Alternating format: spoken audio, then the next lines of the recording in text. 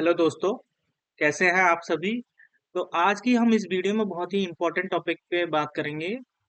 जैसा कि आप सभी को पता है कि अभी जो जनवरी सेशन है और विंटर सेशन है उसमें पीएचडी एडमिशन्स ओपन्स हैं और बहुत सारे पीएचडी इंटरव्यू के लिए हमारे जो स्टूडेंट हैं वो प्रिपेयर कर रहे हैं। तो बहुत सारे स्टूडेंट्स से ये क्वेश्चन आया है कि पीएचडी इंटरव्यू के लिए हम कैसे प्रिपरेशन करें और क्या क्वेश्चंस हैं जो कि फ्रिक्वेंटली पूछे जाते हैं। तो दोस्तों इस वीडियो में हम इसी बहुत ही इंपॉर्टेंट टॉपिक के ऊपर बात करेंगे।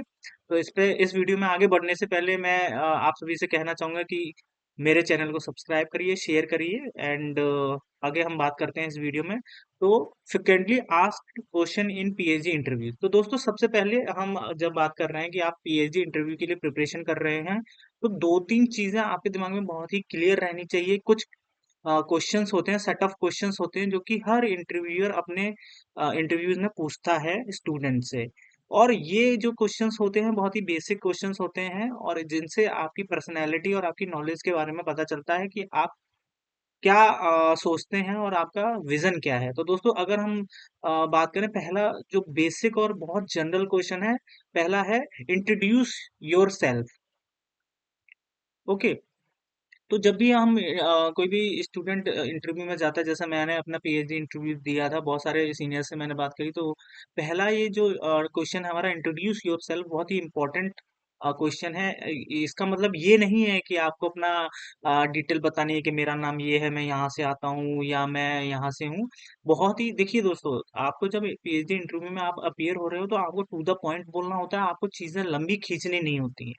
इंट्रोड्यूस योर सेल्फ का मतलब ये है कि आपको अपना अपने बारे में बहुत ब्रीफली बताना है और उसके बाद आपको अपनी एकेडमिक्स के बारे में बताना है। जैसे मेरा नाम क्या है, मैंने अपनी जो ग्रेजुएशन है या मास्टर्स है मैंने कहाँ किस यूनिवर्सिटी से करी है और मैं कहाँ से रहने वाला हूँ। बस आपको दो तीन चीजें बतानी है, मीन्स अगर दो तीन लाइन में आपको ब्रीफली अपने आप को इंट्रोड्यूस करना है। ओके दोस्तों, तो ये आपको एक क्वेश्चन के लिए बहुत अच्छे से प्रिपेयर करना है कि आपको कंटेंट क्या रखना है। जैसे आप इसको इस तरीके से ले सकते हैं कि my name is Rajat and I am completed my MSc from that university and I completed my bachelor from that university and after that आपको इसके बाद खत्म कर देना है। अच्छा दोस्तों, इसमें एक और चीज है, आजकल जो इंटरव्यूज इस क्वेश्चन का कैसे और रीफ्रेम करते हैं कि introduce your self with your brief research experience. Okay, जैसे मैंने कि इसमें मेंशन किया हुआ है brief about your research experience. तो हो सकता है कि पहले वो सिंपल आपसे यही वाला क्वेश्चन पूछे,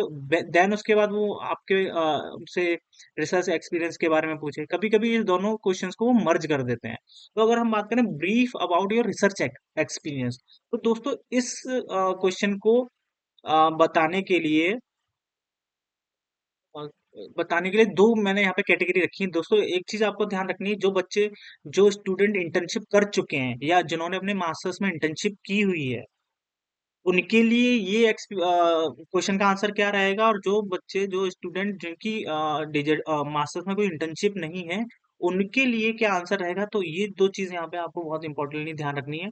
पहला पॉइंट, जो बच्चे इंटर्नशिप कर चुके हैं ड्यूरिंग योर मास्टर्स, तो उनको अपना पूरा फोकस अपनी इंटर्नशिप, तो जो आपकी इंटर्नशिप है उस पर रखना है। आपको अपना रिसर्च एक्सपीरियंस के बारे में बताना है कि मैंने अपनी ये इंटर्नशिप करी, मैंने इंटर्नशिप किया, उसका टाइटल क्या था और मेरा एरिया ऑफ इंटर्नशिप क्या था।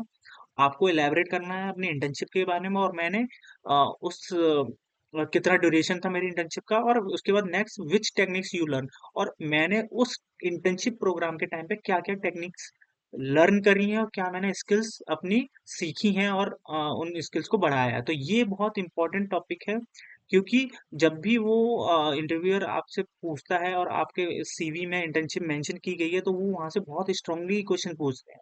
जैसे सपोज करिए, अगर आपने इंटर्नशिप करी है, उसका टाइटल है कि evaluation of anti leishmanial activity of some selected Indian plants extract. तो इसमें से क्वेश्चंस क्या क्या हो सकते हैं वो आपको ध्यान रखना है कि उसके लिए प्रिपेयर करना है। जैसे आपने कल्चर किया होगा, तो आपने कल्चर कैसे किया, किस सेल लाइन पे कल्चर किया, आपने कौन से प्लांट एक्सट्रैक्ट लिए, उनको लेने का क्या बेसिस था। ओके। और अपनी इंटर्नशिप को फुलफिल करने के लिए कौन सी टेक्निक्स आपने परफॉर्म करी ड्यूरिंग योर इंटर्नशिप। ओके। तो जिन बच्चों ने इंटर्नशिप की हुई है उनको बहुत ही अच्छे से प्रिपेयर करना है अपना इंटर्नशिप की थीसिस को और अपने टॉपिक्स को। और दूसरी अगर हम बात करें जिन बच्चों ने इंटर्नशिप नहीं करी है अपनी मास्टर्स के दौरान, ड्यूरिंग देयर मास्टर, तो उनको अपने डिजर्टेशन थीसिस पर बहुत फोकस करना है, क्योंकि सारे क्वेश्चंस अपन जो भी आप रिसर्च एक्सपीरियंस बताओगे वो डिजर्टेशन से बताओगे। मीन्स हमने डिजर्टेशन में ये किया, हमारा जो टॉपिक था ये था, टॉपिक चूज करने का क्या बेसिस था, और हमने ड्यूरिंग माय डिसर्टेशन थीसिस मैंने क्या क्या टेक्निक्स सीखे, मैंने क्या क्या स्किल्स सीखे। ओके दोस्तों, ये बहुत इंपॉर्टेंट क्वेश्चन है। क्यों? क्योंकि आगे के इंटरव्यू में जो भी क्वेश्चंस आएंगे इन्हीं में से आएंगे दोस्तों। तो दोस्तों, मैं अगर बात करूं क्वेश्चन 1 और 2, ये आपका बेसिस बनाते हैं या एक बेस बनाते हैं आपके रिसर्च इंटरव्यू को आगे बढ़ाने के लिए। क्योंकि देखिए, इंटरव्यू वहाँ पे जो होता है, वहाँ पे इंटरव्यू पैनल बैठता है, उनके पास 100 बच्चों का उनको इंटरव्यू लेना है। अब वो कोई सेट ऑफ क्वेश्चन लेके तो नहीं आते हैं कि भाई मैं ये चीजें सबसे पूछूंगा। वो आपसे ही कुछ चीजें पूछेंगे और उन्हीं में से वो क्वेश्चन पे क्वेश्चन करते जाएंगे, जिससे कि आपका पता चले कि आपकी नॉलेज कितनी डीप है और आप इतने अच्छे से प्रिपेयर होके आए हैं दोस्तों। ठीक है।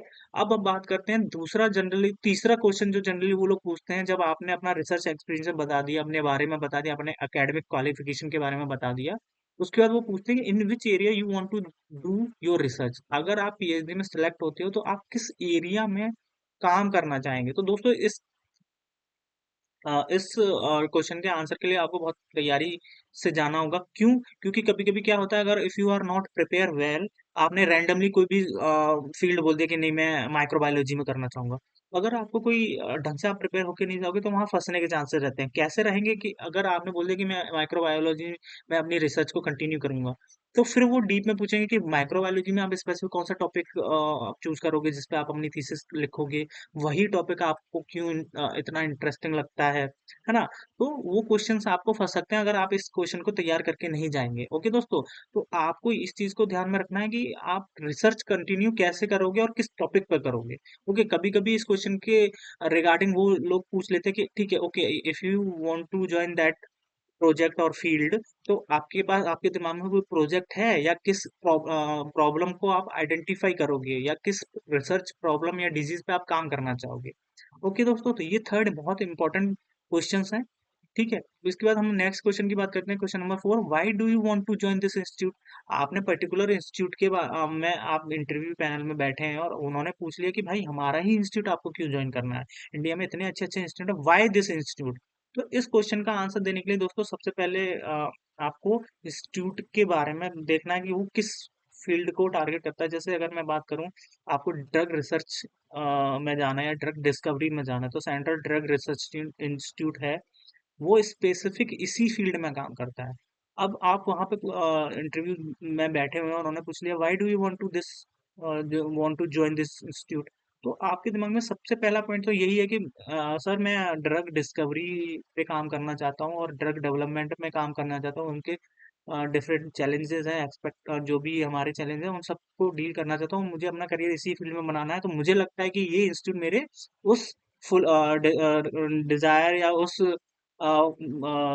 फुलफिल उस अप्रोच को फुलफिल करता है। तो आप इस तरीके से इन क्वेश्चंस का आंसर दे सकते हो।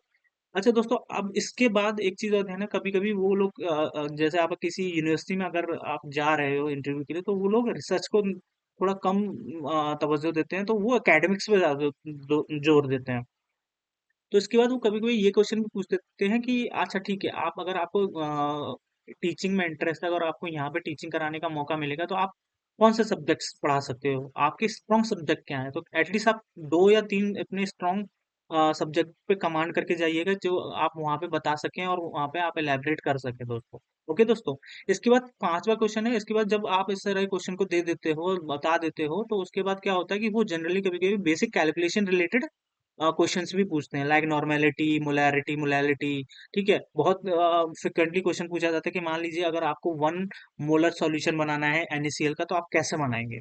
तो ऐसे क्वेश्चन आपको वहां पे पूछ लिए जाते हैं। ठीक है, आपको वहां पे कॉपी, अब इंटरव्यू में कॉपी पेन तो आपको मोस्टली नहीं मिलता है, तो आपको ऐसे क्वेश्चंस का आंसर कैसे कैलकुलेट करना, वो पता होना चाहिए। अच्छा दोस्तों, एक चीज़ और हमेशा ध्यान रखना, वो कभी भी ऐसी कैलकुलेशन नहीं पूछेंगे जो जिसके लिए आपको कैलकुलेटर या कॉपी पेन की ज़रूरत पड़ जाए।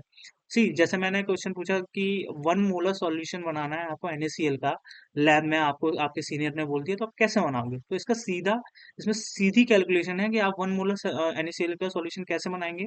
जितना मॉलिक्यूलर वेट है आपका NaCl का, उतना आप वेइ करोगे और 1 लीटर वाटर में डिसॉल्व कर दोगे तो हमारा 1 मोलर सॉल्यूशन बन जाएगा। तो ऐसे बेसिक कैलकुलेशन वाले वो क्वेश्चन पूछते हैं, क्योंकि वो चेक करना चाहते हैं कि आपकी कैलकुलेशन कैसी है। मैंने बहुत बच्चों को देखा है, वो JRF क्वालिफाई कर लेते हैं, PhD इंटरव्यू क्वालिफाई कर लेते हैं, जब लैब में आते हैं तो उनको बेसिक कैलकुलेशन में बड़ी दिक्कतें होती हैं। ठीक है, किसी ने बोल दिया कि आपको 1 मोलर सॉल्यूशन से 1 मिली मोलर सॉल्यूशन बनाना है 1 लीटर, तो आप कैसे बनाओगे, क्या फॉर्मूला यूज करोगे? ओके, तो ये सारे बेसिक कैलकुलेशन वाले जो फॉर्मूलाज हैं या जो बेसिक कैलकुलेशन होनी चाहिए आपके दिमाग में, करना आना चाहिए, तो वो आपको उसके लिए तैयार रहना है दोस्तों। ओके, तो ये 5 मैंने क्वेश्चन बहुत बेसिक और फ्रिक्वेंटली पूछने वाले मैंने बताए हैं आपको। इन क्वेश्चंस पे आप बिल्कुल प्रिपेयर होके जाइए किसी भी इंटरव्यू के लिए। ओके दोस्तों, इसके बाद हम बात करें कि आपकी प्रिपरेशन कैसी होनी चाहिए, क्या क्या टिप्स रहेंगी मेरी तरफ से। तो दोस्तों, एक नंबर वन है, जब भी किसी इंटरव्यू के लिए आप अप्लाई कर रहे हो पीएचडी के लिए किसी भी इंस्टीट्यूट में, और जब आप पीएचडी के इंटरव्यू को फेस करते हो उस इंस्टीट्यूट में, या जिस पर्टिकुलर साइंटिस्ट को आपने वहाँ पे उसको सिलेक्ट किया है इंटरव्यू के लिए या उसकी लैब को सिलेक्ट किया है, तो उसकी प्रोफाइल को अच्छे से पढ़ लें। ठीक है, जिससे आपको आइडिया हो जाए कि हाँ भाई, उस इंस्टीट्यूट का काम किस फील्ड में है, या उस साइंटिस्ट का काम किस टॉपिक पे है, किस फील्ड में है। जिससे कि अगर उसने पूछ लिया कि आप मेरे ग्रुप को या मेरे इंस्टीट्यूट को क्यों ज्वाइन करना चाह रहे हो, तो उसके लिए आप प्रिपेयर रहें। Read about your area of interest, आपको एटलीस्ट एक या दो अपने इंटरेस्ट के फील्ड ऑफ इंटरेस्ट पहले से पता कर लेने हैं, कि आपको माइक्रोबायोलॉजी में पीएचडी करनी है, कि आपको एंडोक्राइनोलॉजी में करनी है, या किसी में फील्ड में करनी है, तो वो आपके दिमाग में रहना चाहिए। ये क्वेश्चन कभी भी वो लोग पूछ लेते हैं रैंडमली। ओके दोस्तों, उसके बाद प्रिपेयर योर डिसर्टेशन और इंटर्नशिप थीसिस। आपकी अगर इंटर्नशिप है तो आप उसको अच्छे से प्रिपेयर करिए। आपने आपका टॉपिक क्या था, आपने अपनी इंटर्नशिप के दौरान क्या सेल लाइन यूज करी थी, कौन से कल्चर्स किए थे, ठीक है, क्या आपने जो टेक्निक्स सीखी थी, वो सारे आपको बेसिक प्रिंसिपल उनके टेक्निक्स के पता होने चाहिए। ओके दोस्तों, इसके बाद प्रिपेयर स्मॉल साइंटिफिक राइटअप। कभी कभी क्या होता है कि वो रैंडमली पूछ लेते हैं कि ओके, अगर मैं आपको सिलेक्ट कर लेता हूँ अपनी लैब में, तो आप किस टॉपिक पे काम करना चाहेंगे, क्या आपका साइंटिफिक उस प्रोजेक्ट को लिखने के मतलब आपके दिमाग में वो प्रोजेक्ट है, क्या आउटलाइन रहेंगी। तो एक स्मॉल राइटअप आप लिख के तैयार रखिए और उसको थोड़ा पढ़ के जाइए, जिससे कि आप वहाँ बता सको। ओके दोस्तों, पांचवा पॉइंट है practice basic calculation and formula. मैं आपको दोस्तों ये जरूर बताऊंगा कि ये क्वेश्चन बहुत लोग पूछते हैं कि 1 मोलर सॉल्यूशन कैसे बनाएंगे, 1 मोलर से 10 मिली मोलर डाइल्यूशन कैसे बनाएंगे, फॉर्मूलाज क्या है, मोलैरिटी और मोलैरिटी में डिफरेंस क्या है, नॉर्मेलिटी का फॉर्मूला क्या है। ओके दोस्तों, तो ये सारी चीजें आप प्रैक्टिस कर लीजिए, इनको दिमाग में अच्छे से बिठा लीजिए।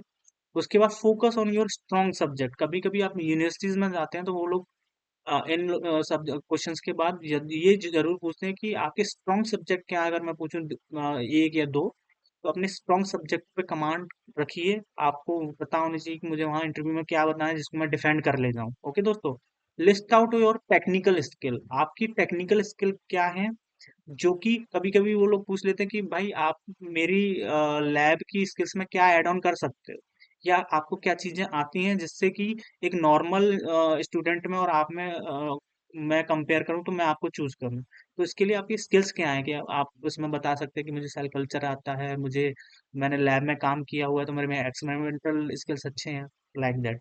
तो ये कुछ टिप्स रहेंगी जिसको आप अपने दिमाग में प्रिपेयर करिए, इनको अच्छे से क्लियर रखिए। ये इंटरव्यू में बहुत कॉमनली ये चीजें पूछी जाती हैं दोस्तों। दूसरा पॉइंट देखो, एक और मैं आपको बताना चाहूँगा, जब भी आप इंटरव्यू में बैठे, आपको टू द पॉइंट बोलना है, एक्स्ट्रा नहीं बोलना है। ठीक है, और अगर किसी क्वेश्चन का आपको आंसर नहीं आ रहा है, तो आप सिंपल मना कर सकते हैं कि सर, अभी मेरे को नहीं पता है इस क्वेश्चन का आंसर, या मैं अभी भूल रहा हूँ, एग्जैक्टली मुझे नहीं पता है। कभी कभी दोस्तों, ये बच्चे क्या करने की कोशिश करते हैं कि उन्हें आंसर आ नहीं रहा, पर वो घुमाने लग जाते हैं।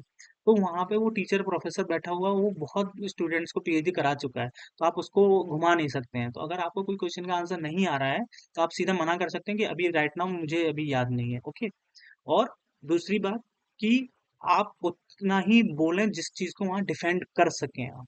ओके दोस्तों, तो मैं उम्मीद करूँगा कि आपका पीएचडी इंटरव्यू बहुत अच्छे से जाए और आपका सिलेक्शन अच्छे इंस्टीट्यूट में हो। अगर ये वीडियो आपको अच्छा लगे लगे तो आप लाइक करिए, शेयर करिए और मेरे चैनल को सब्सक्राइब करिए। आगे मिलते रहेंगे ऐसी ही वीडियो के साथ। धन्यवाद।